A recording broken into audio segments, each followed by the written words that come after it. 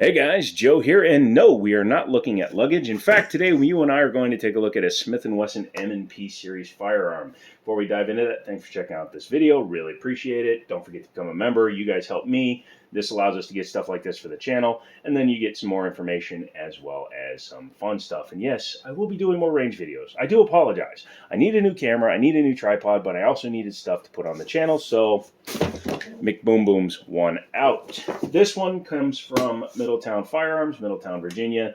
And, well, before that, let me dive into one that actually came from my other buddy's store, Liberty Arms, down in Harrisonburg, Virginia. And that's the Smith and Wesson M&P 57 or 57. We'll be talking about this at some point. There will be a video made. However, I want to point out that Smith and Wesson made a beautiful pistol, very thin, with optics ready, and threaded barrel. Did it all for about $650, right? Cool. Then they made this freak of nature.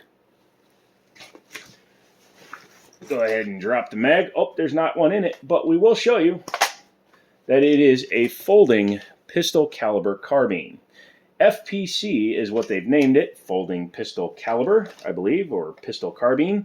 And this is one of the few ways in the post-ban ruling that the ATF has announced in which you can get a small packaged pistol caliber carbine with a stock. This is not a brace because this is a 16-inch barrel. Before we go into that, let's look in the bag. Okay, so you have your nice little area for strapping down the firearm, and then you have some extra pouches. You have in here your gun lock and your books. In here, nothing. That's room for magazines. In here, you do have your flag for the chamber as well as some back straps. I've put the largest one possible on it because it changes the length of pull a little bit, which I don't mind. Up in this compartment is a strap for the bag itself, which I will never use. I may use the bag, but we'll see what happens in the future. This firearm is small enough to fit into my Deadpool backpack, which is pretty cool, and it is good for outside the bag if you have one of those places where you can strap a firearm. Definitely made for that. Mostly polymer, just like a Kel-Tec, with the important bits being made out of metal, and it does have a interesting folding design. Now, if you're familiar with Kel-Tec, that actually looks very familiar because the trigger guard comes down on a Kel-Tec and it releases the entire barrel assembly, which then flips over and actually locks in back here on the front sight post. On the Smith and Wesson, obviously it's a side folder, which means that it's going to come around and then lock into the off side of the gun. To release it, you just pull back on your charging handle, and it releases the barrel assembly. Once you lock it into position, it does look like a standard pistol caliber carbine from that point forward. However, it does have this bulbous mess here, which I think they could have done a little bit better. You have some nice angles on the handguard. I wish they had duplicated that up here. Square cuts there, things like that. They could have done a lot to make it a little bit better, but I think they were in a hurry to put this out. This might have been a gun that was on the sketching table for a while, and then the ATF bungholes made their ruling, and that caused this gun to be necessary. One benefit to this gun over the Kel-Tec is that since it folds sideways, you don't have to remove or even move out of the way any red dot or magnification. Now, it does require that you mount on the barrel, but that's a lot of guns. I believe the Ruger PCC does that. Kel-Tec definitely does that. One way to mitigate that is to get a cantilever that comes back farther and then mount your optic back here. But for me, actually, I've noticed that this works just fine. It does have see-through underneath here, so you could use front and rear sights if you wanted to push it out even farther for some reason. But let's face it, a pistol caliber carbine is typically a 150 yard or closer firearm to begin with. This is a Chinese Romeo 5 homage, clone, knockoff, whatever you want to call it, and I'm testing it out for a video, so be coming back for that. M-lock on every other surface other than the top pick rail, which is screwed into it, which is pretty nice. Threaded barrel, and being 9mm, it does mean that my Osprey will fit on it, so we will be doing some shooting with that at the range. By the way, found out the hard way that the Osprey is not pressure rated for 5.56, but luckily it just blew out there and we were able to put it back together. Yeah, that wasn't fun. Uses M&P style magazines, and as you can see, these are very long boys, so it says 19 up there, but as you can see, you have a lot more capacity down here. Comes with 3 total magazines, which is nice. Drop that mag out, and then if you go to the back here and you push the opposite direction, you can see these holders allow you to mount mags in the back. You can take out the 17 rounder if you want something a little more flush. Take your empties so you don't lose them, flip them over, and put them in the firearm buttstock thingy. Yeah, not bad, not a terrible idea, but it's still, again, not the best execution. The charging handle is non-reciprocating, so once you've charged it, that's good. I believe I have to take it to the range and find out. Drop the mag. Sorry, these slide lock slide releases are very small, and for some reason go into the chamber or the ejection port. There is your bolt with an ejector on it or extractor on it.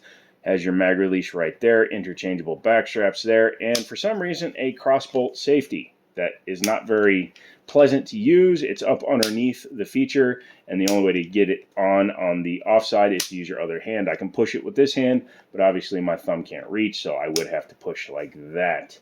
Magazines are drop free, so you don't have to strip them out. That is nice. The overall materials on this are not that great. Honestly, this is not a very comfortable buttstock. I certainly hope that there is a better solution out there. You can even see how thin the material is. If you take a look, you can see those striations in it. That is a thin piece of plastic that is required to do a lot of work. Same thing up here. You can see the seams. I think if they had charged an extra 50 to 60 bucks, they could have done more work and made this gun pretty nice. But as it sits, they kind of took the booger route and made it less nice. I do like that the crossbolt safety pushes to the left for fire, so when you do that, there is red. However, you can just barely see it due to the side of a building being on the side of your gun. Let's talk about the trigger. It does have a trigger blade safety a la Glock, and I believe the competitor. And once you do that, you can push all the way back, and it actually feels like it's kicking my finger. I feel like I'm getting trigger slapped just from pulling it. You know what I mean? That's weird. I feel the entire assembly just crunching when I'm pulling the trigger. It's almost like it's not doing anything fun. And I doubt it is, because when you look at this design, and I'm not taking it apart because you got to take all these screws out, when the bolt comes back, you can see it's actually just a straight blowback, but also the trigger up here is up in this junk. It's not even a good thing. So it comes back here and it's supposed to fire, yet you have the entire bolt in the way. That is a interrupted trigger pull, in my opinion. Also, probably while it feels like crap. I also would have liked to see them make this a little bit taller, but I understand they were trying to interface it with the pick rail, the M-lock. Reset's not bad, but man, that trigger pull sucks. Certainly hope some better M&P triggers can plug into there. Overall build quality, probably a 4 out of 10. Overall design, 2 out of 10. Functionality, probably give it a 6 out of 10 because it does at least store your extra magazines, has extra room, and it has a lot of mounting points for M-lock, etc. Would I buy one of these? Well, I did. But would I buy one if I didn't have a YouTube channel? The answer is probably no, because, well, let's face it, it's not that great looking a firearm. Sorry to all the people that put in time, energy, and money with Smith and Wesson. You've made a lot of good bangers recently. The Smith and Wesson competitor, all metal guns, really nice. The 5.7 obviously is really nice. I'm doing something off camera because, you really can't be showing it on camera. But the one saving grace for this firearm involved me spending another $1,000. Well, it might have been $1,000, might have been less. You'll just have to come to the store and find out, because Middletown Firearms is now a suppressor sales place. Class 3. I can't believe I just said it like that.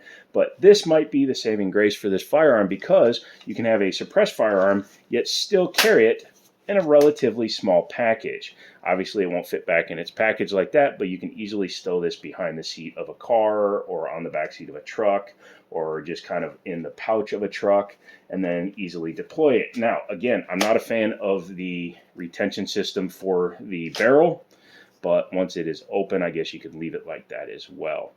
So that's it. What do you think of this gun? Let me know down below. Let me know if you think the suppressor is going to be really effective. Hint, hint, it will be. 16-inch barrel with a suppressor on the end. Should be whispery, quiety. So come back for that. I'm going to the range with the guys tomorrow. I'll probably get a few snippets of video of us shooting it. And then at some point next week, I have to do some long videos. And I will do those. I promise you. So come back for those. Don't forget to get subscribed, become a member, all that good stuff. I am working on putting videos on Rumble and Utreon, or PlayUR, as it's now called. So I will get to that as well. Come back for all of that. Like this video, subscribe, become a member, share it with your friends. And as always, I'll talk to you later.